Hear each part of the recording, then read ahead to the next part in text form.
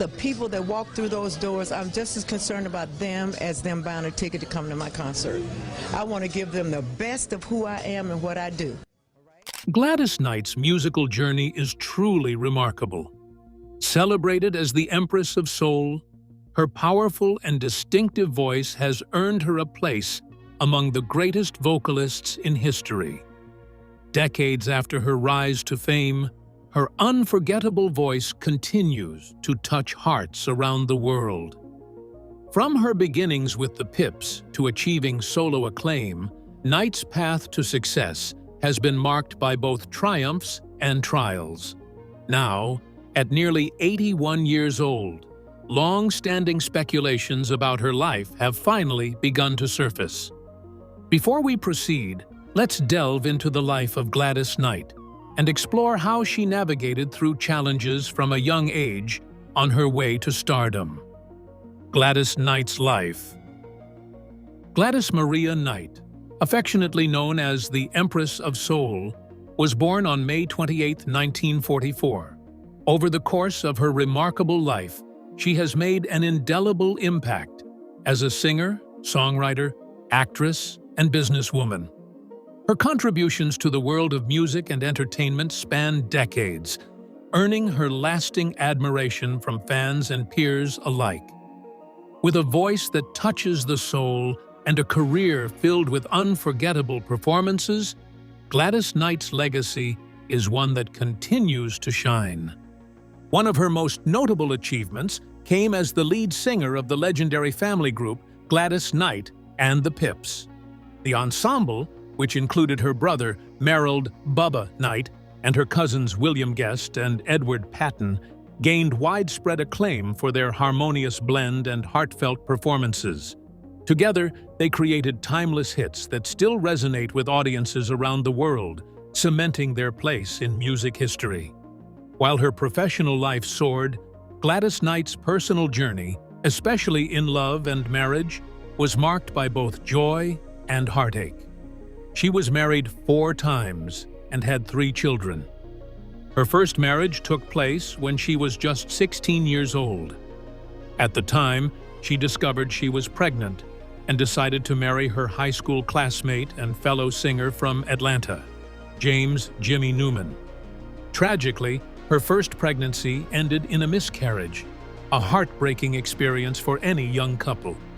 Despite this early setback, Gladys and James welcomed 2 children into their lives: a son, James "Jimmy" Gaston Newman III, born on August 13, 1962, and a daughter, Kenya Maria Newman, born in November 1963. However, their marriage was far from easy. James Newman struggled with substance addiction, which placed a heavy strain on their relationship. By the time Gladys was 20, he had left the family, though the couple remained legally married for several more years before officially divorcing in 1973. During the most difficult moments of their relationship, Gladys made the selfless decision to put her music career on hold. While the Pips continued to perform and tour, she chose to step away from the spotlight to focus on raising her young children. Her dedication as a mother never wavered, and once her children were older, she was able to return to her passion, performing and recording music with her beloved group. In the early 1960s, Gladys Knight, James Newman, and the Pips moved to Detroit to pursue new opportunities. They made their home in the Sherwood Forest neighborhood on Sherbourne Road, a well-regarded area on the west side of the city. Gladys was committed to providing a strong foundation for her children, enrolling them in Gesu Catholic grade school to ensure they received a quality education. Eventually, after 7 years of separation, Gladys made the difficult decision to officially end her marriage to James Newman. The divorce marked the close of a turbulent chapter in her life, one filled with both love and adversity. James Newman passed away a few years later, bringing a somber close to their shared history. Despite these personal challenges, Gladys Knight never lost her resilience or her grace. Her strength in the face of adversity only deepened her artistry and inspired others. Through every trial, she continued to rise, building a career and a life that remains a shining example of perseverance, talent, and love. Finding love again. Following the trials of her initial marriage, Gladys Knight found love anew and exchanged vows with Barry Hankerson in 1974 in Detroit. Barry Hankerson, the founder of Blackground Records, established the label himself. Blackground Records later signed his niece, the esteemed R&B singer Aaliyah, to a record contract. On August 1, 1976, the couple welcomed their son, Shanga Ali Hankerson, into the world, bringing them immense joy. However, their marital journey encountered its own set of obstacles. In approximately 1977, they decided to move to Atlanta, while the Pips, the musical ensemble Gladys belonged to, remained in Detroit. Unfortunately, Gladys Knight's marriage to Barry Hankerson was marred by significant challenges, ultimately leading to its dissolution in 1979. The separation added another layer of complexity to her personal life, sparking a prolonged and emotionally draining custody battle for their son. The kidnapping of Gladys Knight's son, Shanga Ali Hankerson, in 1979 added another layer of tragedy. Distraught by her son's absence, she spared no effort or expense in her search for him, spending over $1 million in her determined pursuit. Amidst the fluctuating fortunes of her personal life, Gladys Knight embarked on a second marriage in 1995, this time to Les Brown, a motivational speaker. However, life's challenges persisted, and by 1997 she and Les Brown parted ways through divorce. Along her journey, one of the hurdles Gladys Knight confronted was a decade-long battle with gambling addiction. In the late 1980s, despite enduring a significant financial setback of losing $60,000 in one night, Gladys Knight managed to secure employment at the baccarat table. When confronted with the reality of her addiction, she courageously chose to seek help and joined Gamblers Anonymous. This initial step proved pivotal in breaking free from the grip of her addiction. Over the course of her life, Gladys Knight underwent a journey of spiritual growth and development. Escaping the clutches of a life-altering addiction, Knight set out on a new journey of faith. In what ways would she be impacted by this new path? Or would Knight be doing all the influencing? Finding religion. Gladys Knight's spiritual journey has been one of growth and transformation. Originally identifying as a Baptist, she later embraced Catholicism, marking an important chapter in her faith life. However, a significant change came in 1997 when she converted to the Church of Jesus Christ of Latter-day Saints, LDS, commonly known as the Mormon Church. This shift was influenced largely by her children's decision to leave Catholicism and join the LDS faith themselves. Her involvement with the LDS Church led to some memorable moments, including lighthearted interactions with the church's leader, Gordon B. Hinckley. In one amusing instance, Gladys jokingly suggested that the church's congregational singing could use more enthusiasm. To her surprise, President Hinckley agreed, which resulted in the creation of the Saints Unified Voices Gospel Music Choir. This choir went on to achieve critical acclaim, eventually earning a Grammy Award. Additionally, Gladys took on a leadership role within the LDS community, directing the B1 choir during the significant B140th anniversary of the Priesthood Revelation, an important event in LDS history. During a critical phase of her career, Gladys relied heavily on the support of her son, Jimmy Newman, who managed her affairs through his company, Newman Management, Inc. Tragically, Jimmy died unexpectedly from heart failure on July 10, 1999, at just 36 years old. His sudden passing deeply affected the family. Jimmy left behind his wife, Micheline, and their children, daughters Nastasia and Gabrielle, and sons Rishon, Stefan, and Sterling. The loss marked a painful period for Gladys and her loved ones, bringing a time of profound grief and challenge. In 2001, Gladys found new happiness by marrying William McDowell, entering a fresh chapter in her personal life. Their marriage blended their families into a large, close-knit network, with a combined total of 17 grandchildren and 10 great-grandchildren. The couple established their home in Fairview, North Carolina, and also owned a significant property in Asheville, previously the site of Reynolds High School. Their plan is to transform this property into a community center, reflecting their commitment to giving back to their neighborhood. Despite the personal ups and downs, Gladys Knight has remained deeply committed to charitable causes.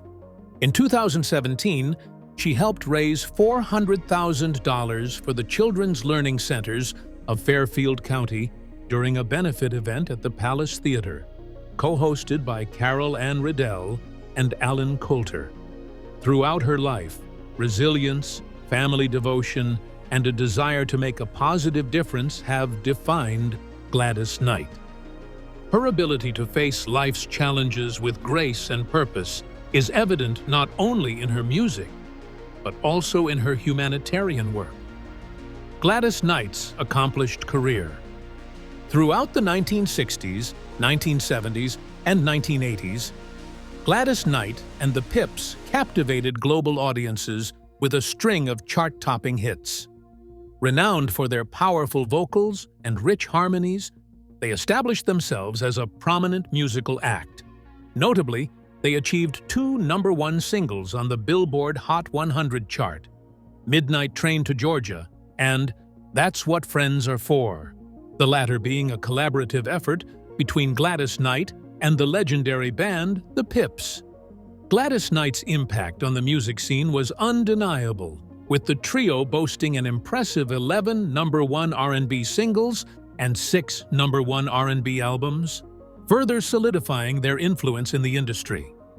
Their remarkable success is a testament to their enduring talent and exceptional musical prowess. Gladys Knight's contributions to the music industry have earned her 7 Grammy Awards, 4 as a solo artist and 3 with the Pips. Her extraordinary artistic and vocal abilities have firmly established her as one of the most renowned artists in history. Furthermore, 2 of her iconic songs, I Heard It Through the Grapevine and Midnight Train to Georgia, have been honored by the Grammy Hall of Fame for their historical and artistic significance. Both of these songs have been honored over the years. Gladys Knight's impact transcends the realm of music and extends into other sectors of the entertainment industry, where she has achieved success.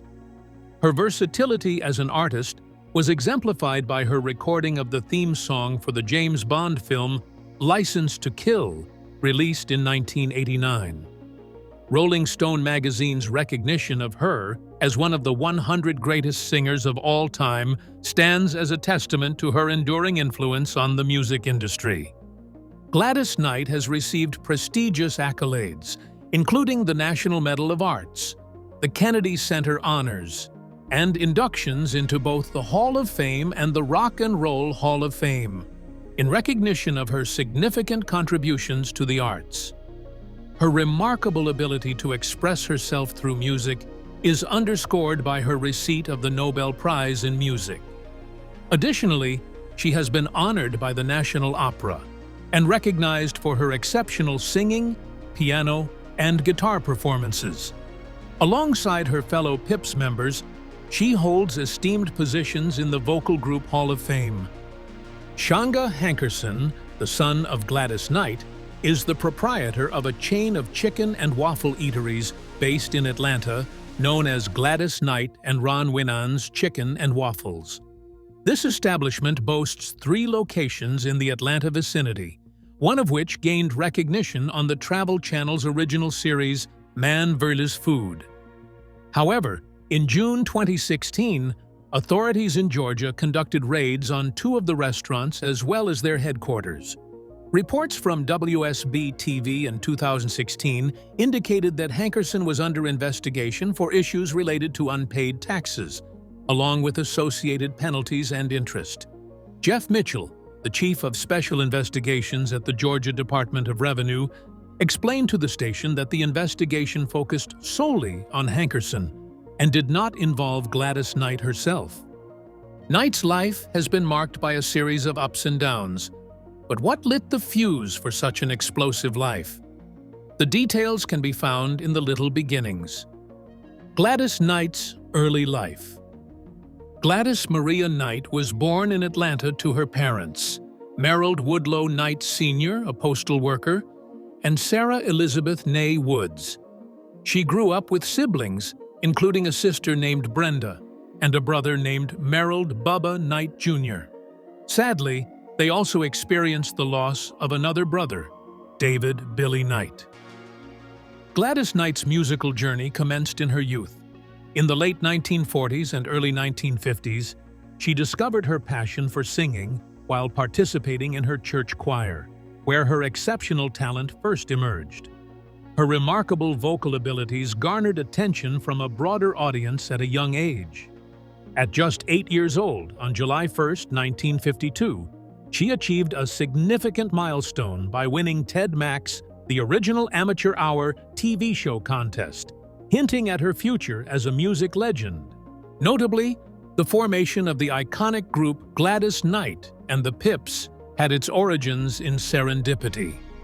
The inception of the group was an unexpected occurrence during Bubba's 10th birthday celebration. It all began when a malfunctioning record player prompted Gladys, her brother Bubba, sister Brenda, and cousins Eleanor and William Guest to spontaneously perform together. This impromptu performance led them to the decision to form an official group, a choice strongly supported by Elizabeth Knight, Gladys's mother. Drawing inspiration from their cousin James Pip Woods' nickname, they adopted the name The Pips. As they honed their musical skills, they began participating in talent competitions in their hometown of Atlanta, consistently emerging victorious. Their achievements caught the attention of music industry professionals, leading to a record deal with Brunswick Records in 1957. Although they did not achieve chart success at the time, the group released 2 recordings during their time with Brunswick. Nevertheless, they began gaining recognition by opening for renowned R&B acts such as Jackie Wilson and Sam Cooke. Despite initial challenges, the group remained committed to their journey.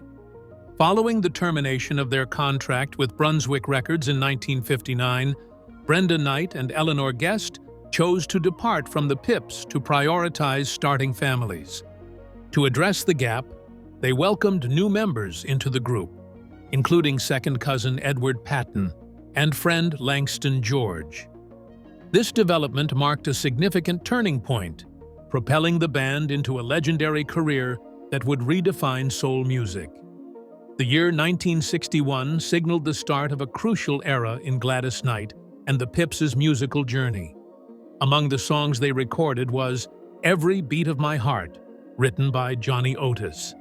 However, the band still lacked a record label to promote their music at that time. Given the situation, Robinson opted to re-record the song with the Pips and launch it under the Fury Records label. This strategic decision enabled both versions of the song to make their mark on the Billboard charts. The Huntum VJ rendition of Every Beat of My Heart accomplished this impressive feat by reaching number 6 on the Billboard Hot 100 chart. Simultaneously, as they ascended to fame, the group rechristened themselves as Gladys Knight and the Pips. A new era dawned for the band as they inked a deal with Larry Maxwell's Max label, marking a significant milestone along their musical odyssey. Teaming up with producer Van McCoy, they churned out a series of hit tracks under the Max label banner. Released during their tenure with Max label, these songs not only inaugurated Gladys Knight and the Pips' illustrious career, but also demonstrated the evolution of their musical style. Despite not having a definitive hit at the time, Gladys Knight and the Pips secured a spot on the Motown Records roster in 1966, heralding a pivotal moment in their professional journey. Initially regarded as a secondary act by the label due to their relative anonymity, they nonetheless achieved notable success with a string of modest singles. In 1973, they made a pivotal decision to negotiate a more lucrative contract with Buddah Records instead of Motown Records, marking a significant turning point in their careers. This shift propelled them to greater heights in the mainstream music scene. Their Grammy-winning rendition of Midnight Train to Georgia achieved remarkable success on both the pop and R&B charts, becoming one of several chart-topping hits in 1973. Their repertoire of songs, including I've Got to Use My Imagination, The Way We Were Try to Remember, and Best Thing That Ever Happened to Me, contributed to their continued success during this period. In the summer of 1974, the renowned producer Curtis Mayfield collaborated with Gladys Knight and the Pips to create the score for the film Claudine. This soundtrack prominently featured songs like On and On, The Makings of You, and Make Yours a Happy Home. They garnered a devoted European following, particularly in the UK, where their talents were highly esteemed. Many of their singles released by Buddah Records became popular in the UK despite their initial release in the US, often after a considerable delay. For instance, Midnight Train to Georgia made history by debuting at number 5 on the UK singles chart in the summer of 1976, maintaining this record for 3 years. After experiencing early success in the US, a significant development occurred. Legal issues arose, leading Gladys Knight and the Pips to record their music separately as the late 1970s approached. Consequently, this led to a major shift in their careers, resulting in Gladys Knight's first solo double album. Miss Gladys Knight was released in 1978 by Buddah Records, while Gladys Knight was released in 1979 by Columbia Records. Amidst these advancements in her musical journey, Gladys Knight also underwent changes in her personal life. Following her divorce from James Newman II in 1973, she entered into a marriage with Barry Hankerson. Coincidentally, Hankerson happened to be the uncle of Aaliyah, who later became a renowned hip-hop and R&B sensation. During this period, Barry Hankerson held the position of executive assistant to the mayor of Detroit, Coleman Young. On August 1, 1976, Gladys Knight and Barry Hankerson welcomed their son, Shanga Ali, into the world, marking a milestone in their marriage. However, their relationship faced challenges, including a contentious custody battle for their son, Shanga Ali, which complicated their personal lives. Tragically, their son, Shanga Ali, was murdered by an individual named Johnny Matthysse in 1980, marking a significant turning point in the careers of Gladys Knight and the Pips. Shanga Ali was the son of the Pips. Initially, Johnny Matthysse invited Gladys Knight to collaborate with him on 2 duets. Gladys Knight's partnership with Johnny Matthysse for the duets When a Child is Born and The Lord's Prayer represented a notable milestone for the Pips.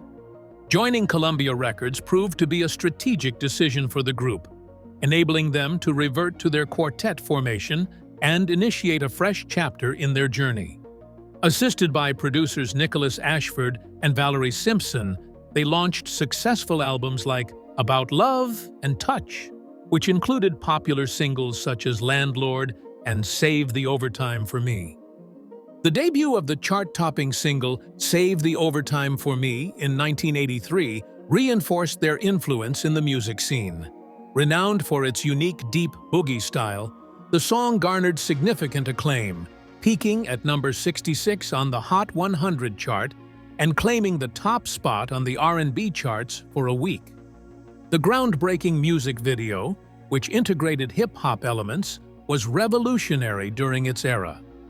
In 1987, Gladys Knight opted to embark on a solo journey, signaling the conclusion of her partnership with the Pips.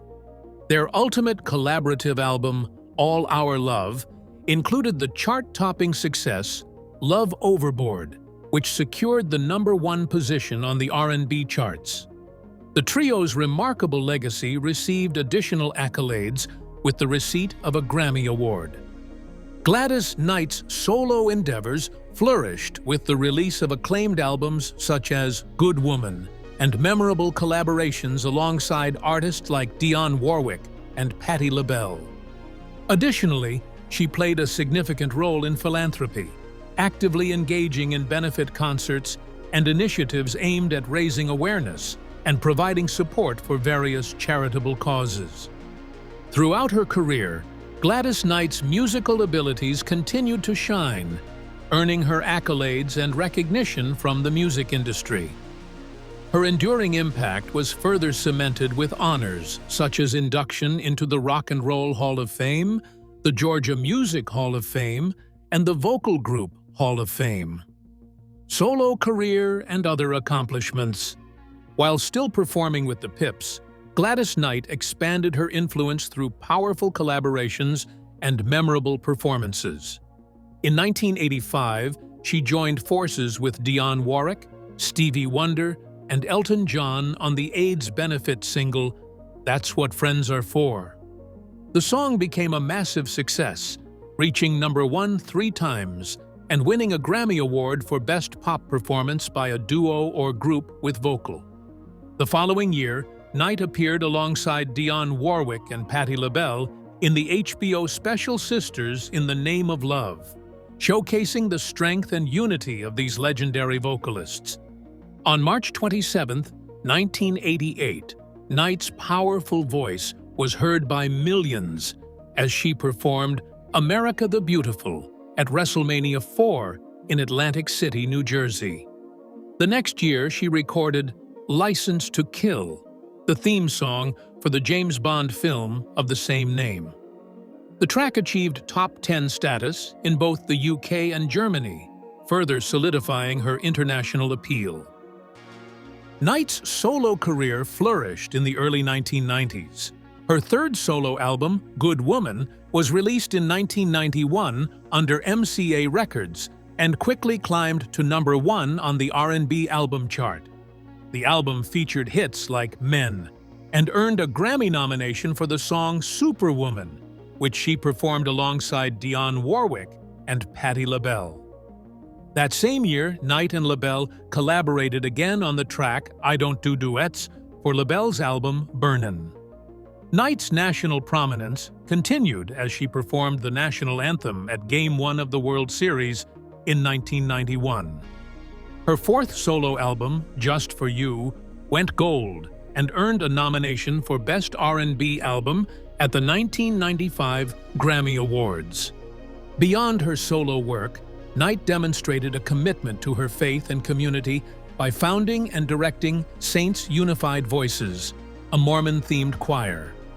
The group released a Grammy-winning album, One Voice, and occasionally performed at events within the LDS Church, reflecting Knight's diverse talents and dedication to meaningful causes. In April 2004, Knight co-headlined VH1's Gladyss Live 2004 benefit concert alongside Ashanti, Cyndi Lauper, Jessica Simpson, Joss Stone, Debbie Harry, and Patti LaBelle. The event supported the Save the Music Foundation, which focuses on music education. The following year, she teamed up with the legendary Ray Charles on the duet You Were There for his album Genius and Friends. In 2008, Knight appeared with Chaka Khan, Patti LaBelle, and Diana Ross at the Divas with Heart Concert at New York's Radio City Music Hall, raising funds for cardiac research. She also performed on American Idol with Jack Black, Robert Downey Jr., and Ben Stiller to support charitable causes that year. Her voice continued to touch hearts during the emotional 2009 funeral service for Michael Jackson, where she sang His Eye is on the Sparrow and The Lord's Prayer. In September 2011, Knight released a fresh rendition of Shirley Bassey's classic I, Who Have Nothing on digital platforms, showcasing her timeless appeal. In 2013, she recorded You and I Ain't Nothing No More, a song written and produced by Lenny Kravitz for the soundtrack of Lee Daniels' film The Butler. Her achievements were further recognized in 2022 when she received the prestigious Kennedy Center Honors, presented by U.S. President Joe Biden. That same year, she headlined a dinner at the White House during the U.S.-Africa Leaders Summit, highlighting her status as a cultural ambassador. Throughout her career, Gladys Knight earned widespread acclaim for her powerful voice and soulful performances. But her impact extended beyond music. She also made significant contributions to television and charitable causes, proving her versatility and enduring influence in entertainment and philanthropy. Venture into television. In 1975, Knight starred in a variety show titled The Gladys Knight and the Pips Show, which ran only 4 episodes before its cancellation. She also made guest appearances on several television series throughout the 1980s and 1990s, appearing on Benson, The Jeffersons, A Different World, and New York Undercover, among others. In 1985, she co-starred with comedian Flip Wilson in the CBS sitcom Charlie & Co. The sitcom lasted only 1 season. In April 2005, Gladys Knight took on the role of a singer in an episode of Jag. 4 years later, in April 2009, she made a special guest appearance and performed a song on Tyler Perry's House of Pain. Knight has also appeared in various cameo roles, including appearances on Las Vegas and 30 Rock. Transitioning to television in 2012, she embarked on a recurring role in the syndicated sitcom The First Family. That same year, Knight participated in season 14 of Dancing with the Stars, partnered with Tristan McManus. However, their journey on the show came to an end on April 24th, after losing a dance duel to Disney Channel star Roshan Fagan and partner Chelsea Hightower, coincidentally during the show's Motown Week. Continuing her television appearances, in 2017, she portrayed herself in the musical drama TV series Star.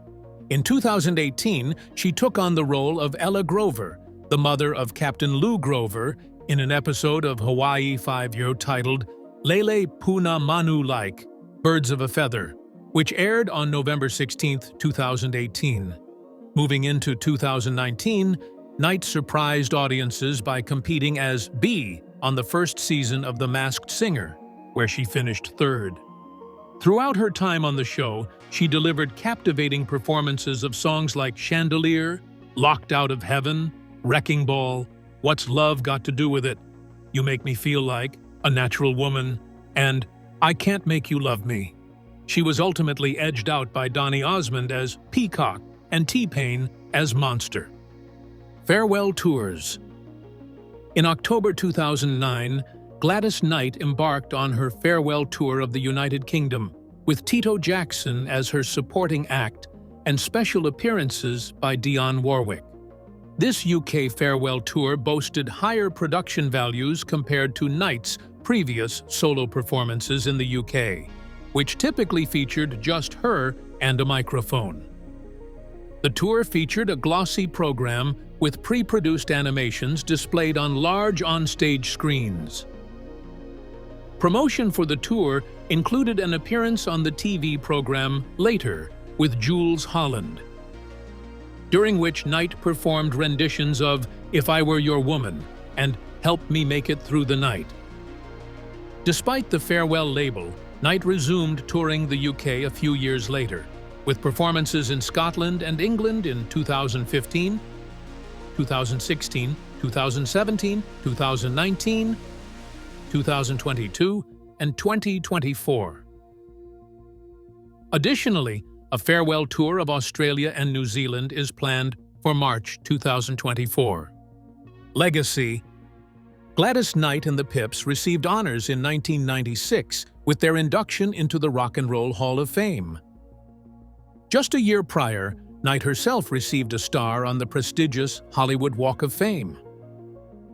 Knight received the Society of Singers Ella Award in 2007, which recognized her remarkable contributions to music and earned her the title of Empress of Soul. Her vocal prowess is further underscored by her inclusion in Rolling Stone's esteemed list of the greatest singers of all time. Continuing her legacy of accolades, Knight was honored with the National Medal of Arts in 2021, followed by a Kennedy Center honor in 2022. Notably, in 2023, Knight was celebrated with the Grammy Lifetime Achievement Award, solidifying her enduring impact on the music industry. Reflecting on Gladyss Knight's life and the hurdles she's overcome, it's truly inspiring to witness her unwavering dedication to music, even as she has aged. Feel free to share your thoughts in the comments section below. Also, don't forget to leave a like, share, and subscribe for more thrilling content like this.